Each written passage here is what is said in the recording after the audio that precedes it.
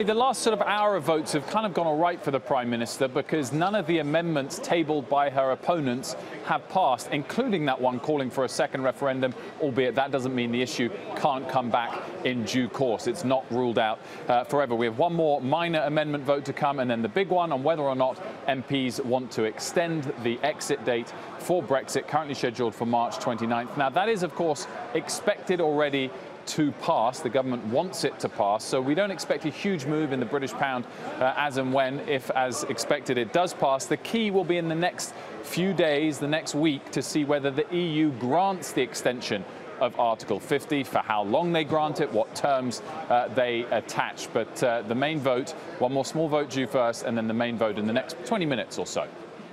Wilf, a little earlier we talked to Neil Ferguson, who said he thought the longer this process all dragged out, the less likely it would be that Brexit actually happens. What do you think about that?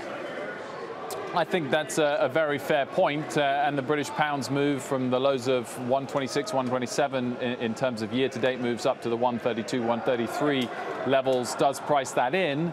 But it's not back to the 155s, the pre-Brexit one-year average, which, of course, would really price in expectations that it gets overturned. I think what we've seen actually today, Kelly, in the votes is a snapshot of where we stand, and that is that it's likely we will get MPs saying they do want an extension of Article 50, which opens up all sorts of possibilities. But today they also aren't ready yet to vote to say they do want a second referendum. So, yes, the extension of the timeline would be a big step towards overturning the result, but there's still other hurdles to get over, as highlighted by MPs quite comfortably rejecting calling for a second referendum yet. And it's fair to say it looks like that hard exit at the end of the month is not happening as a result of all this?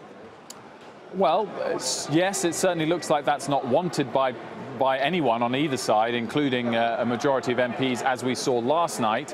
But as I said, if, as expected, MPs vote in the next 20 minutes to look and seek for an extension, the onus is then on the EU to grant the extension. If they don't, then we've got 15 days left.